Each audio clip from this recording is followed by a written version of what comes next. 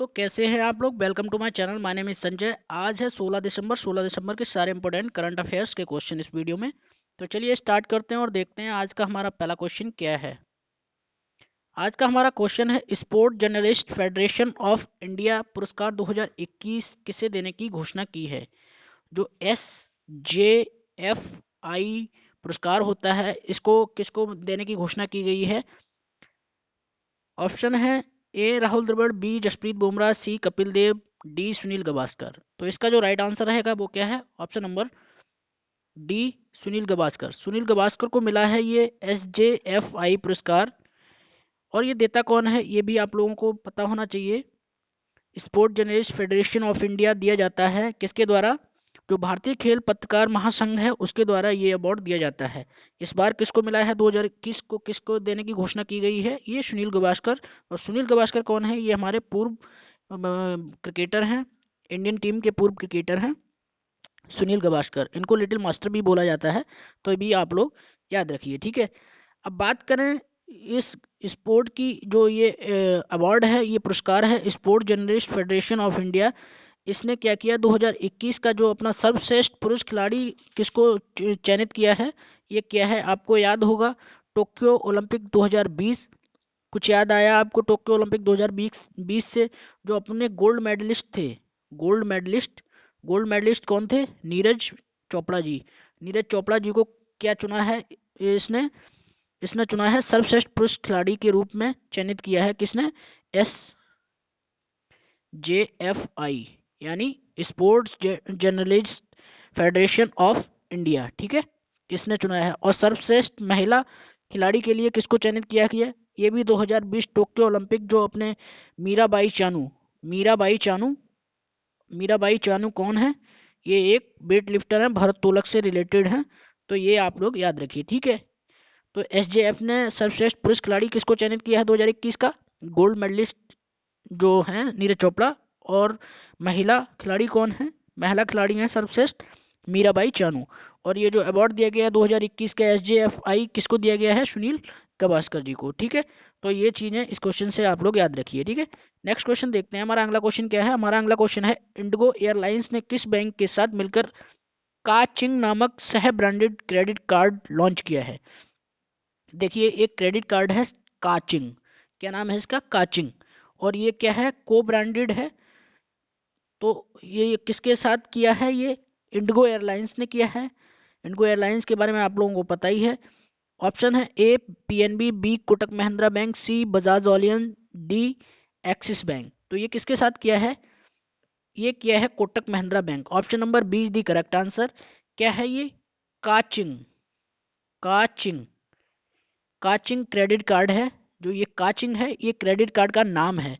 तो आप लोग याद रखिए, काचिंग किसके साथ मिलकर किया है इंडिगो ने, ये इंडिगो ने किया है, इंडिगो एयरलाइंस ने किसके साथ किया है, कोटक महिंद्रा बैंक के साथ।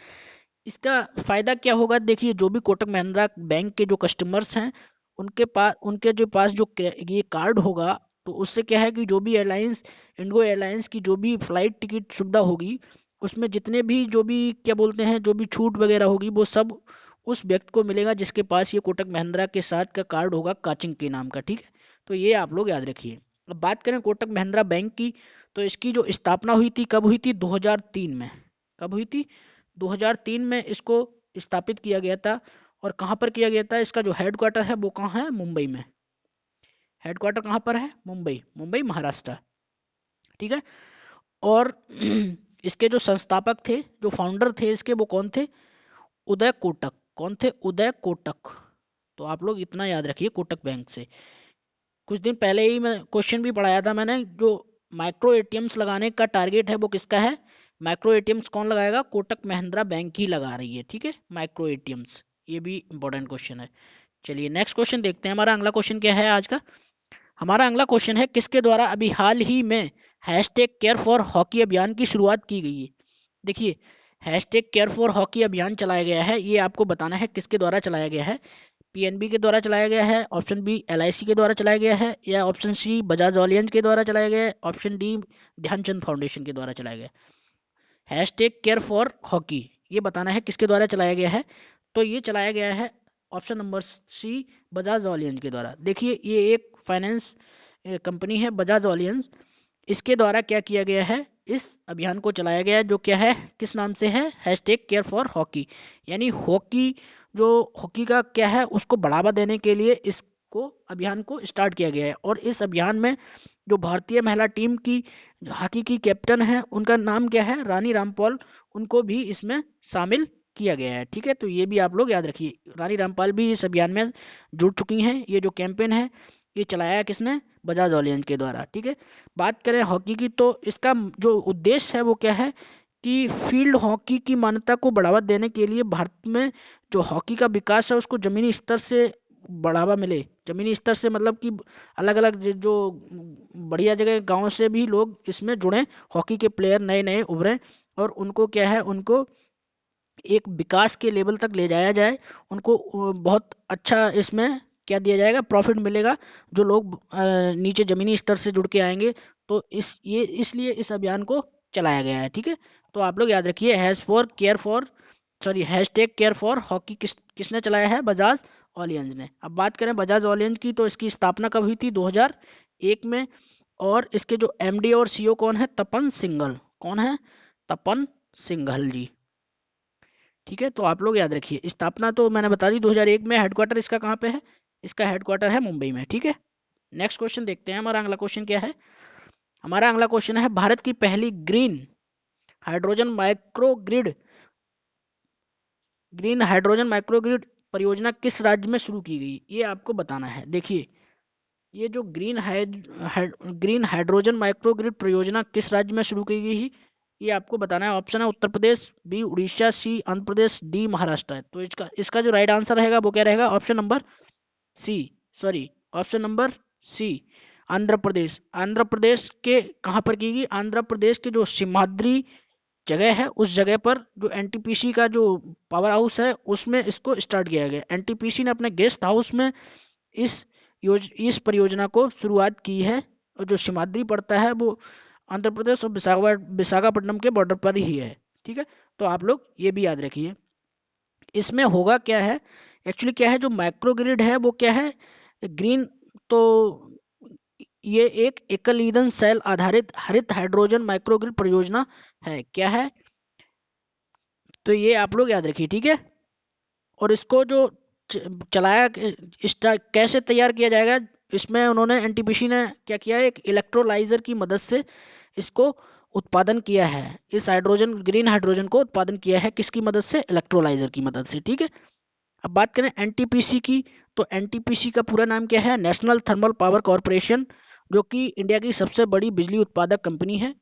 बात करें इसकी स्थापना की तो कब ये बनी थी, 7 नवंबर 1975 को इसका फॉर्मेशन हुआ था। कब हुआ था, 7 नवंबर 1975 को इसका फॉर्मेशन हुआ था। 1975 1975 में इसका फॉर्मेशन हुआ था। हेडक्वार्टर की बात करें तो इसका हेडक्वार्टर नई दिल्ली में है। और इसके जो सीईओ हैं वो कौन है, गुरदीप सिंह। कौन है, गुरदीप सिंह। ठीक है, तो ये आप लोग याद रखिए। चलिए नेक्स्ट क्वेश्चन देखते हैं, हमारा अगला क्वेश्चन क्या है। हमारा अगला क्वेश्चन है, लौह पुरुष सरदार वल्लभ भाई पटेल की कौन सी पुण्यतिथि हाल ही में मनाई गई है, ये आपको बताना है। जो अपने लौह पुरुष उनको आयरन मैन बोलते थे, सरदार वल्लभ भाई पटेल की अभी जयंती मनाई गई है। वो कौन सी जयंती है, 15 तारीख को हम सेलिब्रेट करते हैं इनकी जयंती को, ये आपको बताना है। तो ये कौन सी जयंती थी, इसका जो ऑप्शंस दे रखे हैं, ए 65वीं जयंती, बी 75वीं, सी 71वीं, या डी 78वीं। तो इसका जो राइट आंसर रहेगा वो क्या है, 71वीं जयंती हमने अभी सेलिब्रेट की है 15 दिसंबर 2021 को। ठीक है, बात करें आयरन मैन जी की, तो ये स्वतंत्र भारत के पहले गृह मंत्री थे, जिनको सरदार वल्लभ भाई पटेल बोलते हैं, और लौह पुरुष भी बोला जाता है, आयरन मैन बोला जाता था इंडिया का। तो ये स्वतंत्र भारत के पहले गृह मंत्री थे। इनका जो जन्म हुआ था वो 31 अक्टूबर 1875 को हुआ था। कब हुआ था, 31 अक्टूबर 1875 को। कहाँ पर हुआ था, गुजरात के खेड़ा जिले में। कहाँ पे हुआ था, गुजरात के खेड़ा जिले में। ठीक है, और इनकी जो डेथ हुई थी वो कब हुई थी, 15 दिसंबर 1950। 15 दिसंबर 1950 मुंबई में इनको हार्ट अटैक आया था, उसके चक्कर में, उसके कारण इनका निधन हो गया था। ठीक है, तो ये आप लोग याद रखिए लौह पुरुष के बारे में।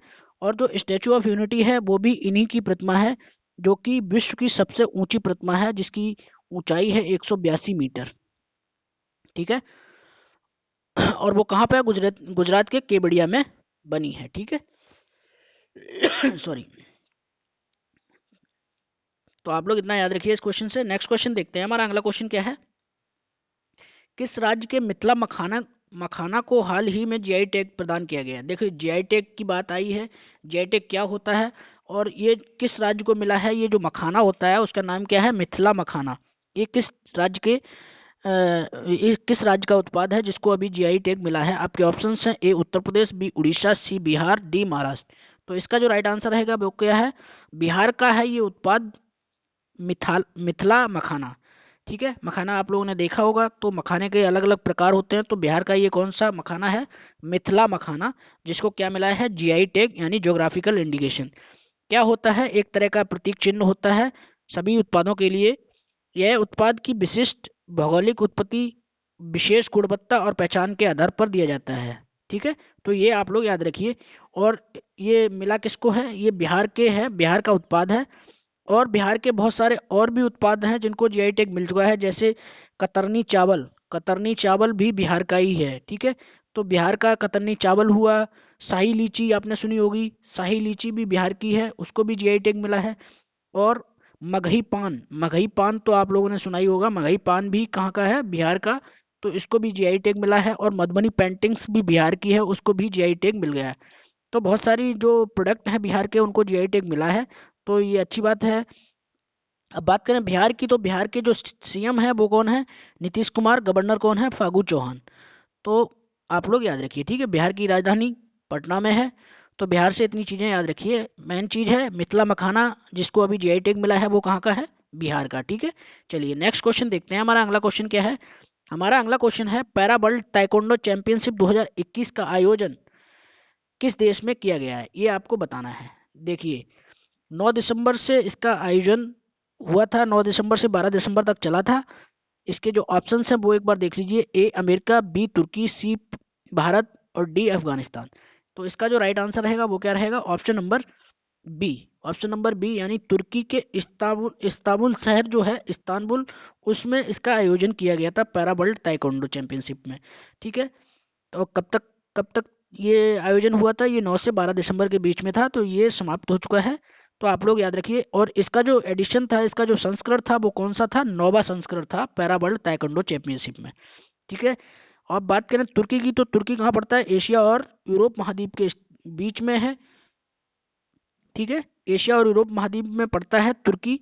तुर्की की राजधानी क्या है? तुर्की की राजधानी है अंकारा। कैपिटल क्या है तुर्की की? अंकारा। राष्ट्रपति हैं रजब तैयब इशरुद्गान। कौन है? रजब तैयब इशरुद्गान। ठीक है। तैयब इशरुद्गान, ये हैं यहाँ के राष्ट्रपति तुर्की के। ठीक है। और जो अपने इंडिया के हैं संदीप सिंह, जम्मू कश्मीर के, उन्होंने क्या जीता है? इन्होंने इस प्रतियोगिता में रजत हासिल किया है। क्या हासिल किया है? रजत, रजत पदक जीता है। ठीक है। तो ये भी आप लोग याद रखिए। ठीक है। पैरा वर्ल्ड ताइक्वांडो कहाँ पे हुआ है? तुर्की में। ठीक है। नेक्स्ट क्वेश्चन देखते हैं, हमारा अगला क्वेश्चन क्या है? हमारा अगला क्वेश्चन है, लोकपाल ऑनलाइन का उद्घाटन किसने किया है? देखिए लोकपाल ऑनलाइन अभी उद्घाटन हुआ है, ये किसके द्वारा किया गया है और इसका कारण क्या है, इसका काम क्या है, ये भी मैं आपको बताऊंगा। पहले ऑप्शन देख लीजिए: ए नरेंद्र मोदी, बी अमित शाह, सी पिनाकी चंद्र घोष, डी रामनाथ कोविंद। तो ये इसका उद्घाटन जो किया गया है वो किसके द्वारा किया गया है? ऑप्शन नंबर सी, पिनाकी चंद्र घोष। जो लोकपाल ऑनलाइन है इसका जो उद्घाटन किया है पिनाकी चंद्र घोष ने किया है। और पिनाकी चंद्र घोष कौन है? लोकपाल जस्टिस हैं। ठीक है। क्या है कि जो भी भ्रष्टाचार शिकायतें हैं वो अब डिजिटली प्लेटफॉर्म मिल गया है, जिसको क्या नाम दिया गया है? लोकपाल ऑनलाइन। इससे आप क्या है, जो भी भ्रष्टाचार से रिलेटेड जितनी भी शिकायतें हैं आप ऑनलाइन शिकायत दर्ज कर सकते हैं इस प्लेटफॉर्म पे जाकर। ठीक है। और जिसका जो शुभारंभ किया है वो किसने किया है? जो पिनाकी चंद्र घोष हैं, वो लोकपाल जस्टिस हैं, अपने पहले लोकपाल हैं। तो ये भी आप लोग याद रखिए। ठीक है। इससे पहले क्या होता था, जब ये ऑनलाइन नहीं था तो उससे पहले जो लोकपाल शिकायतें होती थी, जो भी भ्रष्टाचार शिकायतें, भ्रष्टाचार से रिलेटेड शिकायतें लोकपाल को करनी होती थी, वो कैसे करते थे? या तो ईमेल के जरिए करते थे, या फिर डाक के द्वारा करते थे, या फिर जो हैंड डिलीवरी होती है direct hand to hand delivery देते थे। तो उसके करते, अब क्या कर दिया, अब इन्होंने क्या कर दिया, अब इन्होंने इसको, इस पोर्टल को ऑनलाइन डिजिटली प्लेटफॉर्म बना दिया है। तो बहुत सुविधा वाली बात हो गई है कि आपको कहीं भी भ्रष्टाचार लगता है तो आप इसकी शिकायत ऑनलाइन डायरेक्ट जो जस्टिस हैं लोकपाल और लोकपाल के, उनको डायरेक्ट शिकायत का अपना ब्यौरा दे सकते हैं, आप शिकायत अपनी बात को रख सकते हैं, ठीक है। जिससे क्या होता है, कोई भी देश का नागरिक है वो डायरेक्ट इसमें एक उन्होंने जो वेबसाइट जारी की है उसका नाम क्या है, लोकपाल online.government.in, ठीक है, लोकपाल online.government.in। देखिए ये है वेबसाइट लोकपाल online.gov.in। इस पर जाकर कोई भी देश का नागरिक अपनी शिकायत को दर्ज कर सकता है डायरेक्ट ऑनलाइन, ठीक है। तो ये आप लोग याद रखिए। नेक्स्ट क्वेश्चन देखते हैं, हमारा अगला क्वेश्चन क्या है। तो ये थे सारे आज के important question. I hope video अच्छा लगा हो तो अपने दोस्तों के साथ शेयर करें।